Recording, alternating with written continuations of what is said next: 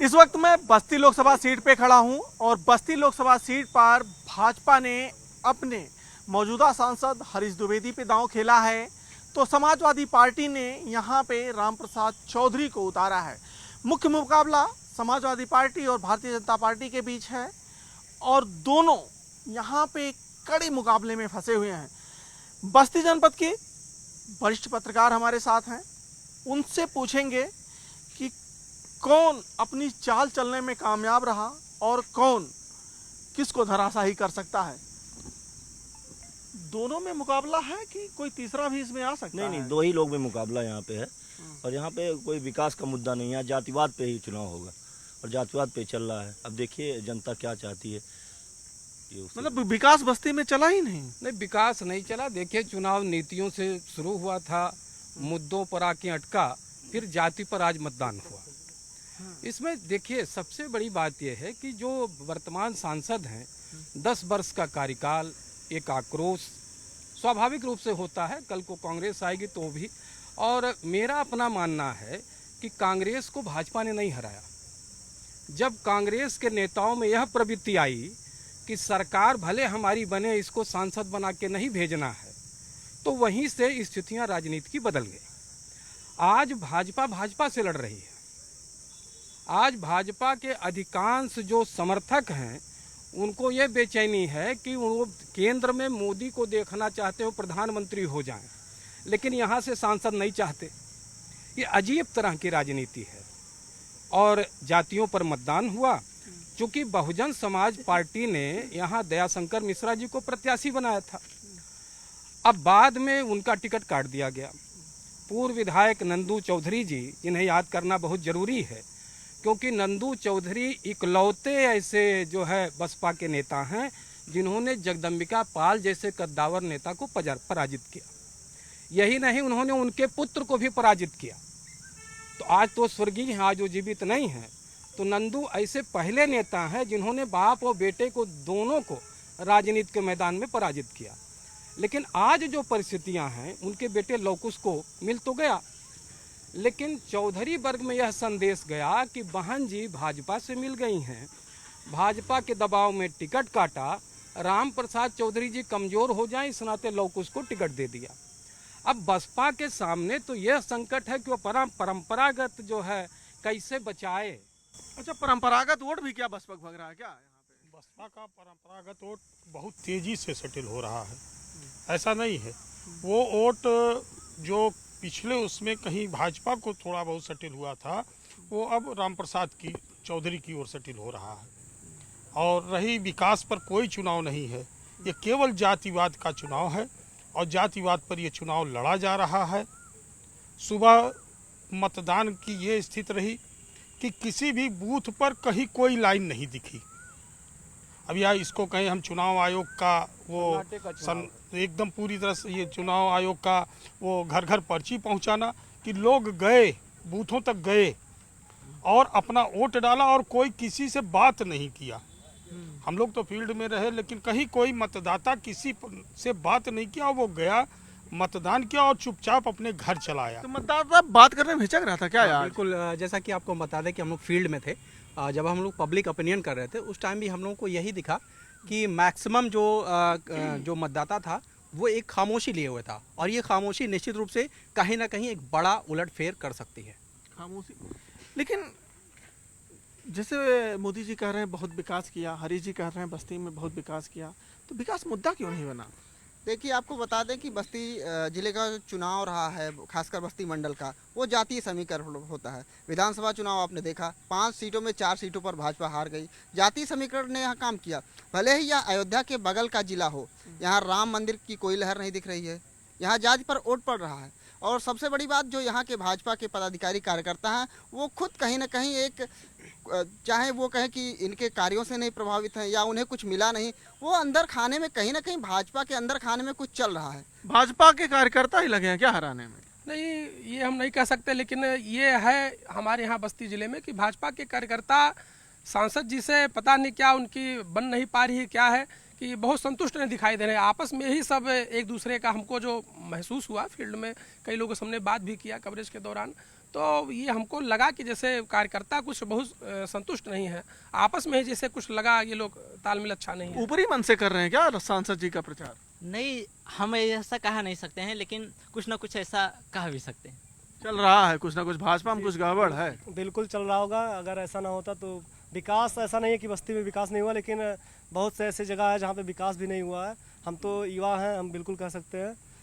Paper का leak होना लगातार, या कुछ फिर मुद्दे लड़के उठा रहे हैं क्या ये भी? क्या है, बिल्कुल उठाएंगे, काहे नहीं उठाएंगे। युवा ही बदलती है सब कुछ। अभी आप बता रहे हैं कि जो है भाजपा अंदर से ही अपने में ही लड़ रही है, उसके ही नेता लड़ रहे हैं। जिस तरीके से संगठन का काम होता था नहीं हो रहा, कुछ ऐसा दिखा है क्या आपको? नहीं, अगर देखा जाए तो सत्ता पक्ष में देखिए, अधिकतर लोग अगर सत्ता पक्ष में आ जाते तो उनको कहीं न कहीं कुछ अपेक्षाएं होती हैं, जिसको लेकर के कुछ नाराजगी होती है। चाहे वो भाजपा हो, चाहे कांग्रेस हो, चाहे समाजवादी पार्टी हो या बहुजन पार्टी हो, ये हमेशा से चला आया। लेकिन अगर देखा जाए, बात आंकड़ों पर की जाए, तो आज भी बीजेपी पर जो है, बीजेपी का राष्ट्रवाद से मुद्दा शुरू हुआ, राष्ट्रवाद की भी बात हो रही है, राम मंदिर की बात लोगों में है, राम मंदिर पर भी वोट पड़ रहा है, और विकास पर, अगर बीजेपी ने जो विकास किया उस पर भी बात हो रही है, उस पर भी वोट पड़ा। ग्रामीण क्षेत्रों में जो योजनाओं का लाभ मिला है, उस पर ही ग्रामीण क्षेत्र के लोग द्वारा वोटिंग किया जा रहा है। बात बस्ती जनपद में हमारे कई सहयोगी जो हैं वो जात बात पर करते हैं। देखिए, चुनाव में सारे फैक्टर एक साथ काम करते हैं। साम दाम दंड भेद राजनीतिक पार्टियां भी अपनाती हैं और लोग भी उसके साथ जुड़े रहते हैं। वो जातिवाद पर भी है। लेकिन अगर बात किया जाए 2014 में जो चुनाव हुआ था, उसमें हरीश द्विवेदी, राम प्रसाद चौधरी और राजकिशोर सिंह थे। राजकिशोर सिंह समाजवादी पार्टी से थे, राम प्रसाद जी बसपा से थे और हरीश द्विवेदी भाजपा से थे। उसमें भाजपा बिनी हुई थी। कारण था, आंकड़ा था कि अगर राम प्रसाद उसमें हरीश द्विवेदी का अगर देखा जाए तो वो करीब हरीश द्विवेदी को जो मिला था वो 1 मिनट बता रहे हैं, समाजवादी पार्टी को जो मिला था वो 3,24,018 था। राजकिशोर सिंह पूरी दबाव से, थोड़ा दमखम से लड़े थे, क्योंकि समाजवादी पार्टी को मंत्री भी थे और उससे लड़े थे। उसके बाद अगर देखा जाए तो राम प्रसाद जो बसपा से थे, उनको जो वोट मिला था 2,63,747। उनके वोटों में थोड़ी कमी आई थी। वो चौधरी बिरादरी के नेता माने जाते हैं और चौधरी बिरादरी के नेता माने गए, एक बाहुल्य चौधरी वोट उनके साथ था। उसके बाद जो हरीश द्विवेदी थे वो 3,70,000 करीब वोट पाए थे और वो बिनी हुए थे 36,000 से।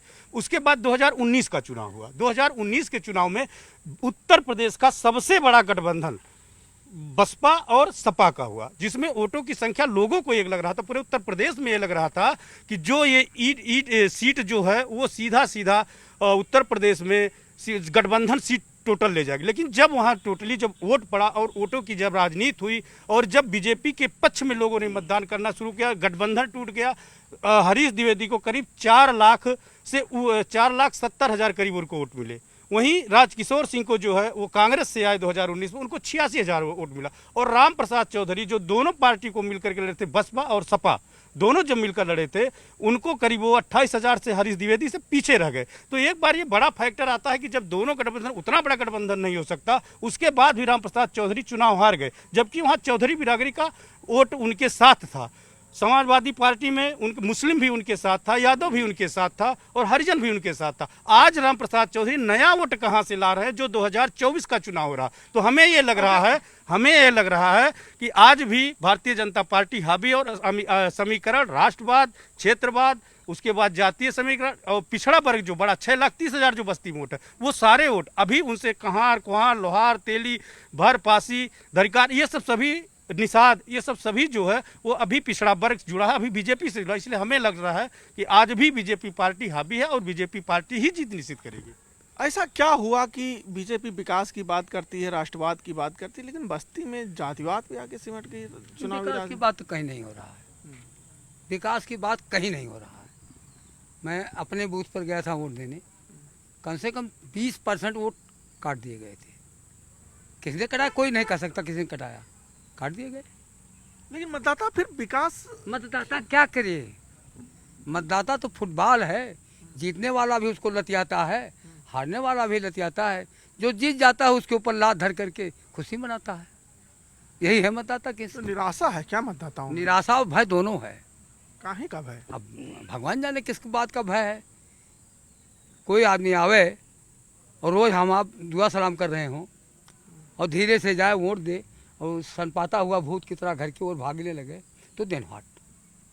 मतलब डर रहा है, मैं जब निकला हूँ, डर रहा है क्या? नहीं, मतदाता कहीं न डर रहा। देखिए धीरे धीरे भारत जागरूक हो रहा है, भारत के लोग शिक्षित हो रहे हैं, वोट डालने की प्रवृत्ति बदले। चुनाव आयोग का जो है धीरे धीरे कहीं शांतिपूर्ण डर नहीं रहा। रहता है, ना तो डर रहा ना नहीं कुछ। रहा। वो अपनी ओपिनियन क्यों दे? पहले अच्छा से अपनी ये opinion बताएं दो। कि ये बस्ती जो है कभी बसपा का गढ़ हुआ करता था, लेकिन आज हम लोग अभी चर्चा कर रहे हैं, जातिगत समीकरणों की बात कर रहे हैं, सारी चर्चाएं कर रहे हैं, लेकिन ये बात ही नहीं हो रही है कि बसपा फाइट में है, जबकि नंदू चौधरी के पुत्र यहाँ पे लड़ रहे हैं, कद्दावर नेता रहे। ऐसा क्या हो गया? नहीं, कि हुआ क्या कि बहुजन समाज पार्टी का टिकट बार बार का बदलना ये बड़ा मैटर है। कहीं ना कहीं मतदाता भी किसी जब उम्मीद, जैसे दयाशंकर मिश्रा पहले आए तो लोगों ने सोचा कि हाँ उनको वोट देना है, इस बार एक विकल्प मिला। और दूसरी बात जो जातिवाद का आंकड़ा है, देखिए पुरुषों के अनुपात में जो महिलाएं हैं वो भारतीय जनता पार्टी की तरफ उनका रुझान ज़्यादा, चाहे वो किसी भी जाति में हो, क्योंकि जो योजनाओं का लाभ है, कई योजनाएं भारतीय जनता पार्टी ने चलाएं, उसका सीधा लाभ घर में, जैसे आयुष्मान कार्ड हो गया, ऐसी तमाम योजना, शौचालय हो गया, आवास हो गया, जो गरीब तबके की महिलाएं हैं उनमें कोई गुंजाइश नहीं, उनमें कोई दुविधा नहीं है। वो ये जानती हैं कि हमको मोदी सरकार को फिर लाना है, मोदी सरकार लाएंगे तो ये योजनाओं जिनका लाभ हम पा रहे हैं ये निरंतर बनता रहेगा। और दूसरी बात, बस्ती के इतिहास में 1951-52 से चुनाव हो रहा है, आज तक कभी समाजवादी पार्टी का एमपी नहीं रहा है। भाजपा का रहा है, कांग्रेस का रहा है, जनता दल का रहा है और बसपा का रहा है, फिर भारतीय जनता पार्टी का रहा है। तो मुझे नहीं लगता कहीं से भी समाजवादी पार्टी भारतीय जनता पार्टी को यहाँ से पीछे कर पाएगी। कहीं ना कहीं एक बड़ा महिलाओं का एक बड़ा समूह है। मैं तो कई जगह गया, कई मैंने देखा, वहाँ कई ऐसे भर समाज के लोग हैं, वो एक तरफ जो है भारतीय जनता पार्टी के साथ हैं, जो निषाद है वो भी पूरी तरह से भारतीय जनता पार्टी के साथ है। तो भाजपा का एक बड़ा वोट है और थोड़ा वोट नहीं है। जाति के आंकड़ों में जो लोग बांट रहे हैं, हो सकता है उनको अपने हिसाब से लग रहा हो, लेकिन हमें ये लगता है कि भारतीय जनता पार्टी को हराना इतना आसान नहीं है। मतलब और क्या देखा आपने फील्ड में? देखिए यहाँ ये लोकसभा की सीट है, विधानसभा का चुनाव अलग होता है, लोकसभा का चुनाव अलग होता है। बाबरी मस्जिद के विध्वंस के बाद यहाँ का पैटर्न चेंज हो गया। यहाँ ज़्यादातर ये भाजपा का सीट माना जाता है, बस्ती सुरक्षित सीट माना जाता है। 2 बार हालांकि बसपा का मतलब उम्मीदवार यहाँ से चुनाव जीता था, इसके बाद भी यहाँ भाजपा के ही उम्मीदवार चुनाव जीते हैं। लेकिन जात बात पे यहाँ से राम चौहान जी दूसरी बिरादरी से थे, लेकिन वो चौहान 3 बार यहाँ लोकसभा के प्रत्याशी मतलब जीते। इसके बाद दो बार हरीश द्विवेदी भी जीते यहाँ से। ये भाजपा का गढ़ माना जाता है। मतलब जातिवाद के समीकरणों में भी भारी है क्या भाजपा? भाजपा जात-पात के समीकरणों में भी भारी है। ऐसा है क्या? अब विधानसभा के चुनाव तो इससे जो रिजल्ट रहे वो इससे इतर रहे, लेकिन कहीं ना कहीं जो भारतीय जनता पार्टी के वोटर्स हैं अगर भारी दिख रही है, भारी दिख रहे हैं, भारी दिख रही है। लेकिन एक चीज और, जैसे मैं घूम रहा हूँ तो कई जगहों पे महिलाएं जब मिल रही हैं तो उनका ये कहना है कि हमें शौचालय मिला, हमें मकान मिला, हमें राशन मिला, हमें कई सारी योजनाएं महिलाएं गिना रही हैं। अभी आपने भी कहा कि महिलाएं एक बड़ी फैक्टर के रूप में काम कर रही हैं। देखिए तो क्या राशन काम कर रहा है बस्ती में? देखिए जो पहला चुनाव है जिसमें चुनावी पंडित हारेंगे, क्योंकि मतदाता नेता और पत्रकार दोनों पर भारी पड़ रहा है। एक समय था जब चुनाव होता था तो वोट डाल करके 20-25 लोग 50 लोग अलग अलग राजनीतिक दलों के लोग अपनी बात करते, चुप्पी साधे हैं। हमको भी पता चलता था कि भाई क्या है। एक समय था जब हम लोग ये देखते थे किस राजनीतिक दल की पर्ची लेने के लिए ज़्यादा भीड़ है, अनुमान लगा लेते थे। अब वो आया, वोट डाला, चला गया। मतलब बिल्कुल चुप्पी साधे हुए। सिर्फ कल्पना की जा सकती है। नहीं, क्या 5 किलो का असर है राशन का? नहीं, बिल्कुल थोड़ा बहुत तो असर है ही है, लेकिन जो आप बता रहे हैं बड़े भाई वो कह रहे हैं सही है। ये तो बात बिल्कुल फैक्टर काम कर रहा है कि चुप्पी जो साधे हुए जनता का राशन, शौचालय और मकान कुछ असर है इसका? देखिए हम 50% लोगों की ही ओपिनियन हम अभी तक जान पाए हैं, जिसके आधार पर हम कह रहे हैं कि ये चल रहा है, जातिवाद चल रहा है, ये चल रहा है। हम अभी 50% महिलाओं को कोई किसी ने टच नहीं किया और न महिलाओं का कोई ओपिनियन किसी के पास आया। महिलाएं सबसे मजबूत हैं। महिला जिस तरफ मुड़ेंगी चुनाव उसी पार्टी किधर की तरफ झुकाव देख रहे हैं आप? अब देखिए अगर वो राशन और शौचालय, गैस कनेक्शन, इस पर वो आई तो भाजपा जीतेगी, और अगर घर के लोगों के उसमें आई, जातियों पर आई, तो किसकी विजय होगी? देखिए भैया ये लड़ाई अनाज और संविधान की है। अच्छा, संविधान बचाने की भी लड़ाई है क्या? अगर अनाज बचाने गया तो भाजपा जीतेगी, संविधान बचाने गया तो सपा जीतेगी, मतलब रोचक लड़ाई है बस्ती की, है बिल्कुल रोचक लड़ाई है कि जो राम प्रसाद चौधरी जी हैं वो सर्वदलीय हैं। सर्वदलीय मतलब कि वो भाजपा छोड़ के लगभग सारे दलों में, नहीं भाजपा में भी थे। नहीं भाजपा में थे, बसपा में थे, और वो सड़क, बिजली, पानी और विकास के नेता नहीं हैं, वो व्यक्तिगत विकास के नेता हैं। बरामदे में बैठे हैं, कोई परिवार आया, नेताजी बिटियों के ब्याह कैसे हुई, न 25,000 दे दो, जहिया ब्याह हुई 25,000 और पहुँचा दियो। तो ये जो व्यक्तिगत लाभ का जो रिश्ता बनाया राम प्रसाद चौधरी ने, वो किसी नेता के पास नहीं है। मतलब कनेक्टिविटी का उनका लाभ है, लेकिन जैसे सड़क, राशन, पानी, बिजली, इसकी बात होती है कि राशन का कुछ प्रभाव है क्या? देखिए, राशन का या जो भी केंद्रीय योजनाएं हैं सरकार की, उसका निश्चित रूप से इसका लाभ तो मिलना ही चाहिए। लेकिन जो अभी बड़े भाई कह रहे थे कि महिलाओं की जो ओपिनियन है बहुत बड़ा मैटर करेगी।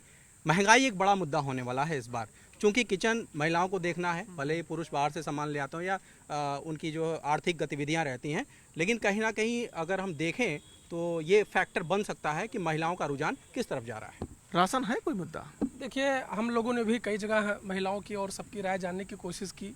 एक गांव में तो महिलाओं ने ये कहा कि आप जो ये खबर बना रहे हैं, अगर ये चैनल पे ना चले तो आप क्या करेंगे, क्या मतलब रह जाएगा आपके खबर बनाने का। तो वही हाल है, महिलाओं ने कहा कि जैसे हमारे यहाँ विकास आप बता रहे हैं, लोग बता रहे हैं, यहाँ मेडिकल कॉलेज बना दिया गया, 100 डॉक्टर प्रतिवर्ष MBBS तैयार हो रहे हैं, लेकिन हाल ये है कि बस्ती में आज तक एक कार्डियोलॉजिस्ट नहीं है। कोई अगर किसी को हार्ट अटैक आता है तो बस्ती जिला अस्पताल से उसको लखनऊ मेडिकल कॉलेज रेफर किया जाता है। इसकी भी चर्चा महिलाएं कर रही हैं। बिल्कुल बिल्कुल, ना कि वो विकास बस्ती में तब माना जाए जब बस्ती जिला अस्पताल से मरीज लखनऊ के बजाय बस्ती मेडिकल कॉलेज का रेफर हो। ये विकास है, ये महिलाएं भी सुन, महिलाएं जी बिल्कुल। जैसे अगर आप बात कर रहे थे राशन की, तो ऐसा नहीं है कि राशन से इफेक्ट नहीं पड़ रहा हो, लेकिन अगर बात करें जो किसान है, हम लोग तो किसान गांव से ही ज़्यादा रहते हैं यहाँ पर। अगर किसान की बात करें तो एक किसान जो होता है, जो जिसके पास 1-2 बीघा खेत है और उसका जो खेती है वो साढ़, आज का सबसे बड़ा मुद्दा लोग, हम लोग अन्ना पशु है। हाँ, पशु है। ये भी है क्या लोकसभा में मुद्दा? पहली बार यहाँ सुन रहा हूँ। नहीं, इसका कोई बहुत ज़्यादा प्रभाव नहीं पड़ेगा। बात आप 5 किलो राशन की कई लोगों से पूछ रहे हैं। देखिए, बात राशन की नहीं, बात विकास की है। महिलाओं के पास 5 किलो राशन मिलना है। पहली बार मोदी सरकार आई, महिलाओं को 50% की भागीदारी की बात की है। महिलाओं तमाम ग्रामीण क्षेत्रों में समूह बने हैं, जिससे 100-150 महिलाएं हर गाँव में जुड़ी हैं। पहली बार महिलाओं का खाता खुलाया गया। महिलाओं के खाते में 1-1 लाख रुपये, आज उनको किसी को भैंस की खरीद जरूरत है, किसी सिलाई मशीन की जरूरत है, किसी कोई पर्सनल काम में वो पैसे निकाल करके लगा करके अपना कर रही हैं। वो खुद व्यक्तिगत उससे कमा रहे हैं। आप यहीं बनगटी में देख दीजिए, 3-4 बोलोरो निकाले गए हैं। उनकी समूह की महिलाएं सिलाई, कढ़ाई, कटाई करके या ग्रामीण क्षेत्र में खेतों में भी काम करके पैसा कमा रही हैं। और रही बात महिलाओं की, जो स्ट्रक्चर एक बार नहीं कर, देखिए विकास क्रमिक विकास होता है। 10 साल भाजपा की बात हम किसी पार्टी या किसी ने, जो क्रमिक विकास हुआ पूरे प्रदेश में स्ट्रक्चर अगर खड़ा किया गया, धीरे धीरे डॉक्टर भी क्रमिक विकास हुआ है। लेकिन कह रहे हैं कि महिलाएं बड़ी जागरूक हो गई हैं, अब घर वालों की बात नहीं मानेंगी क्या? नहीं मान सकती हैं, नहीं भी मान सकती हैं। और हमारा ख्याल है 90% कोई ऐसा पुरुष नहीं होगा जो महिलाओं पर इस बात का दबाव डालता हो किसको वोट दो किसको ना दो। ऐसा है क्या? जी बिल्कुल। एक बात देखिए, महिला फैक्टर वोट वो बीजेपी को पूरी तरीके से डिजाइन करेगी और विनिंग पार्टी करेगी। एक बात मैं बता दूं, यह नहीं है कि बीजेपी को जाएगी, किसको जाएगी, लेकिन देखिए 2 चीज है, भय पूरे समाज में है, इससे कोई इनकार नहीं कर सकता। लेकिन 9 लाख महिलाएं हैं बस्ती जनपद में वोटर। 9 लाख में से अगर 50% महिलाओं ने भारतीय जनता पार्टी को वोट दे दिया तो राम प्रसाद जी कहीं दूर दूर तक दिखाई नहीं देंगे। दूसरी बात रही बात विकास की, तो मैं आपको बता दूं 10 सालों में हरीश द्विवेदी ने जो विकास किया, बड़ा स्ट्रक्चर। हमारे यहाँ एक इसका बहुत बड़ा गोदाम बना हुआ, लगभग 5 किलोमीटर बनना, ये टिनिच में RFC का बहुत बड़ा गोदाम है। वो भारत के 3-4-5 जिलों में ही अभी तक आया, लेकिन हरीश जी उस लेवल के नेता हैं कि उन्होंने बस्ती में भी उसको ले आया। 150 जिले, पूरे भारत के 100-200 जिले छोड़ करके आप देखिए, हमारे यहाँ गैस पाइपलाइन की भी सुविधा ये हरीश जी की देन है। अगर हरीश जी दोबारा चुनाव आते हैं, तो क्या ये मुद्दा है क्या? मतलब मुद्दा है क्या? मुद्दा कुछ नहीं है। जब चुनाव आता है तो लोग जातिगत आंकड़ों में बांटने लगते हैं कि चौधरी चमार यादव फलाना धमाका, ऐसा कुछ है नहीं। मैंने कहा ना कि डेवलपमेंट हुआ है लेकिन मुद्दा नहीं है। डेवलपमेंट हुआ लेकिन मुद्दा नहीं है। मुद्दा नहीं है, विकास का कोई मुद्दा नहीं, मुद्दा ही नहीं बना यहाँ पे। देखिए, विकास मुद्दा नहीं बना, लेकिन स्वास्थ्य, शिक्षा, सड़कें ये मुद्दे हैं, मुद्दा है। तो हमारे साथ बस्ती जिले के ये वो धुरंधर थे जिन्होंने चुनाव में तो जिले की गलियां छानी है, खाक छाना है और मतदाताओं के नब्ज की पढ़ने की कोशिश की है। इनका साफ कहना है कि इस बार जो मतदाता है वो शांत है और इस चुनाव में महिलाएं एक बड़ा रोल निभाएंगी। वो किस तरफ जाएंगी ये अभी तय नहीं, लेकिन जिधर भी जाएंगी जीत उसका तय है। वही भारतीय जनता पार्टी के लिए एक खतरे की घंटी जरूर बताई है कि जो कार्यकर्ता हैं कई जगहों पे ऐसे हैं कि जहां पे वो ऊपरी मन से लगे हुए हैं।